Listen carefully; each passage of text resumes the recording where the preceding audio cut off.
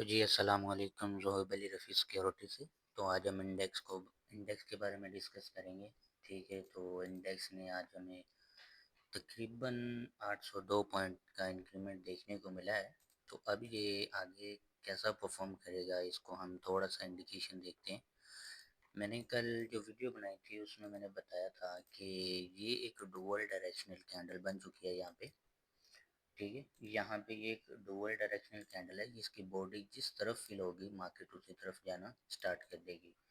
ठीक है, लेकिन अगर हम यहाँ पे देखें तो यहाँ पे जो इंडेक्स है अपना प्रीवियस स्ट्रक्चर ही रिपीट कर रहा है। ठीक है, तो अगर हम यहाँ पे देख सकते हैं तो ये प्रीवियस स्ट्रक्चर को ही रिपीट करने की यहाँ पे कोशिश कर रहा है। ठीक है, तो वो मैं स्ट्रक्चर आपको दिखा देता हूँ। पहले ये हमारे पास इतनी गिरावट, ठीक है, ये रहा। और उसके बाद बिल्कुल देखिए ये ही यहाँ पे। ठीक है, उसके बाद ये हमें मूव यहाँ पे दो कैंडल्स का देखने को मिला, यहाँ भी दो कैंडल्स का मूव हमें देखने को मिला।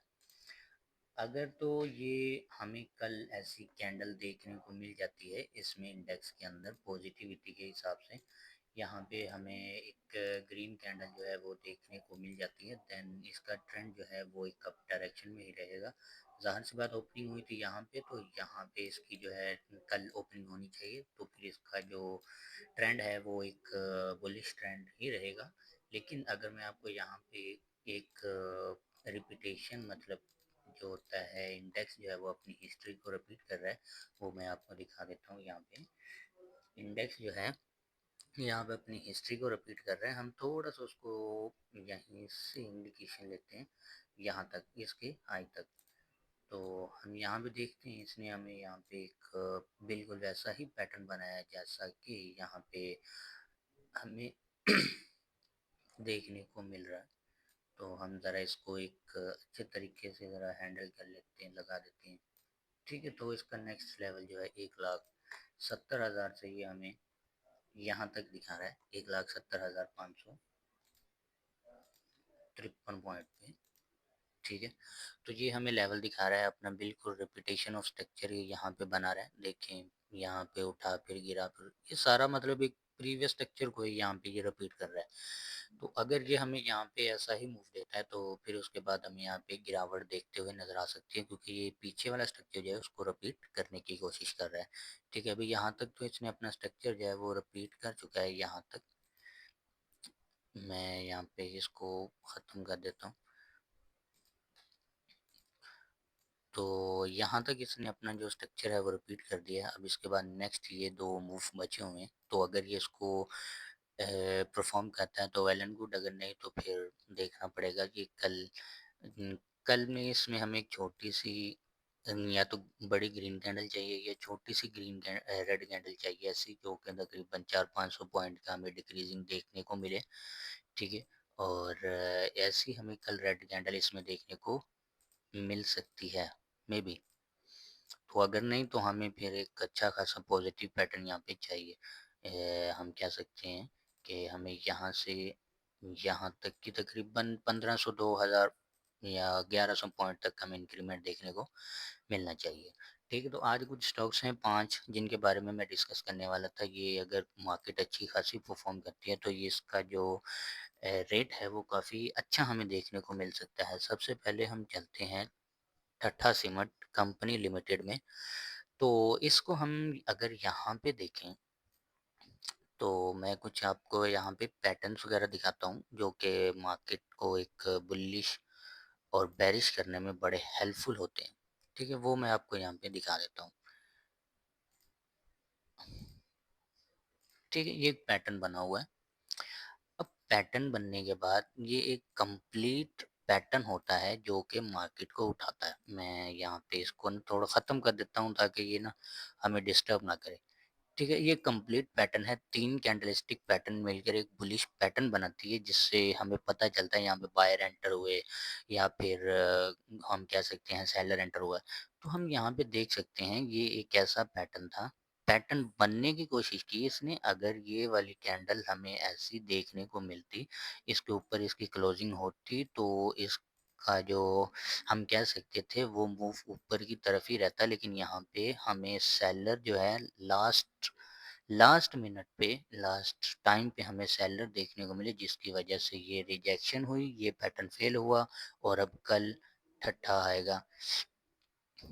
ठीक है, या अगर हमें कल ऐसी कैंडल देखने को मिलेगी देन भी हम ये एक बुलिश पैटर्न ही माना जाएगा, अगर नहीं तो कल हमें यहाँ पे ठट्ठा ऐसे देखने को मिल सकता है, यहाँ पे सेलर जो है वो आते हुए नजर आ सकते हैं।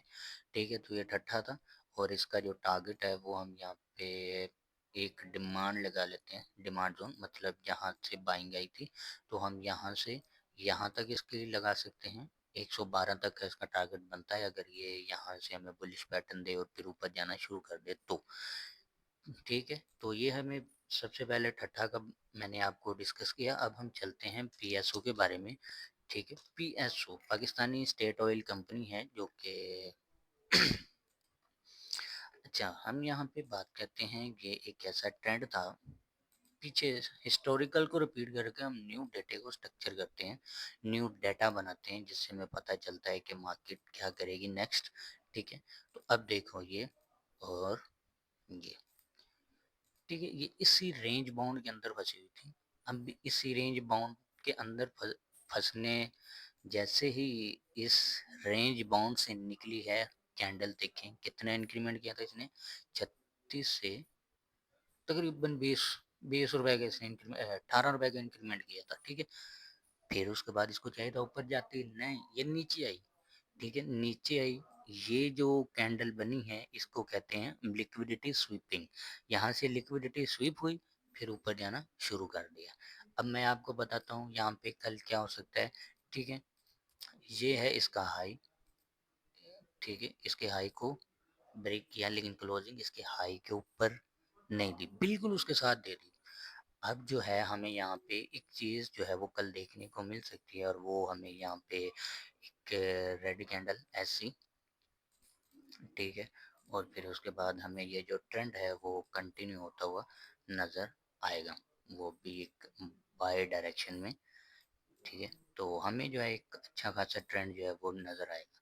अब ये वनडे की कैंडल बनती है, तो इतनी बड़ी तो आपको पता है वनडे की कैंडल बन नहीं सकती। ठीक है, तो इतना वो तकरीबन ऐसा हमें ट्रेंड कल ये बनेगा मंडे वाले दिन, और परसों उसके बाद अगर हमें ऐसी कैंडल देखने को मिलती है, जो हमारा ट्रेंड है वो कंटिन्यू अप डायरेक्शन में ही रहेगा। ठीक है, तो पीएसओ की ये हिस्ट्री थी जो मैंने आपको बताया। अब हम चलते हैं एक नया स्टॉक के बारे में, PPL. PPL Pakistan state oil. तो अगर हम यहाँ पे पीपीएल को देखें तो आप यहाँ पे खुद देख सकते हैं, हमने यहाँ पे पहले ही बताया था कि पिछली वीडियो में हमने इसके बारे में डिस्कस किया था, एक हाई फिर लो, हाई लो, हाई, लो बनाया। अब इसने क्या बनाना है, अपना हाई, जो कि पीछे वाले हाई से बड़ा होना चाहिए। तो मैंने आज इसके बारे में डिस्कस किया है, तो इसमें तकरीबन हमारा जो लेवल है ना डिमांड के हिसाब से, तो वो तकरीबन हमारे पास 231 रुपये का निकल के आ रहा है। ठीक है, ये हमारे पास एक रेजिस्टेंस लेवल था जिसको ये ब्रेक कर चुका है।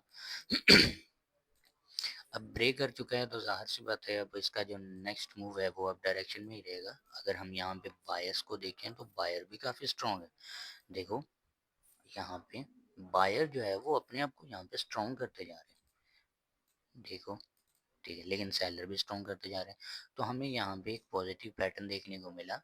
ठीक है, ये 3 कैंडल्स का पॉजिटिव पैटर्न होता है जो हमें यहाँ पे डिसीजन लेने में मदद करता है कि इंडेक्स कहाँ पे जाए, सॉरी पीपीएल जो है नेक्स्ट मूव क्या होगा। तो यहाँ पे हमें बाइंग का वॉल्यूम मिला, तो इसका जो नेक्स्ट मूव है वो हमें 231 तक देखने को मिल सकता है, क्योंकि यहाँ पे इसकी एक बहुत ही स्ट्रॉन्ग रेजिस्टेंस लेवल है जो कि हमें यहाँ पे देखने को मिल सकता है। तो आज आखिरी स्टॉक की बात करने वाले हैं जो कि हमारे पास है सरले। ठीक है, द सरले कंपनी लिमिटेड। देखो भाई, सरले कंपनी जो है मैं आपको यहाँ पे बता दूँ, ये कंपनी अच्छी नहीं है, क्योंकि इसके पास ना तो कोई स्ट्रॉन्ग ईपीएस वगैरह है, मतलब कंपनी लॉस में है, और ये वो 3 रुपए की ईपीएस है और खड़ा है 105 रुपए में, जो कि अगर 3 रुपए की ईपीएस है तो इसका रेट बनता है 30 रुपए, और ये खड़ा है 105 रुपए। बहुत ही मुश्किल है, तो इससे अवॉइड करना चाहिए। लेकिन अगर आप डायरेक्शन चाहते हो तो वो मैं आपको डायरेक्शन यहाँ पे बता देता हूँ। ठीक है, तो इसकी जो डायरेक्शन है, अगर हम यहाँ पे देखें तो यहाँ पे इसने लिक्विडिटी की स्वीपिंग की। ठीक है, उसके बाद ये पैटर्न बनाना शुरू कर दिया इसने। ठीक है, हम इसी को ही कॉपी करेंगे, इसी को यहाँ पे लगाएंगे।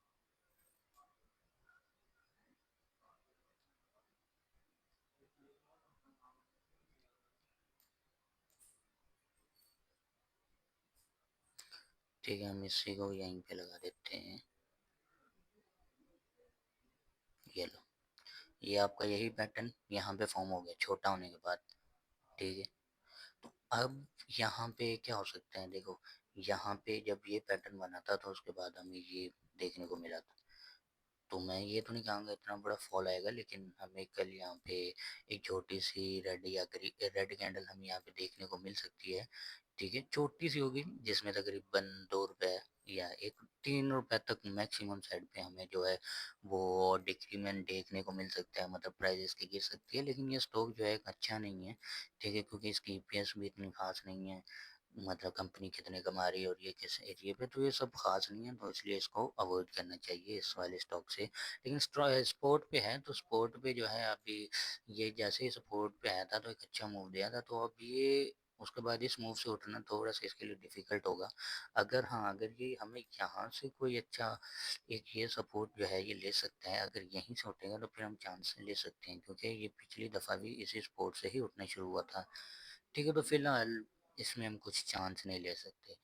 ठीक है, तो आज के लिए फ़िलहाल इतना ही, तो मिलते हैं आने वाले नेक्स्ट वीडियो में। तो आज के लिए इतना ही, अल्लाह हाफ़िज़।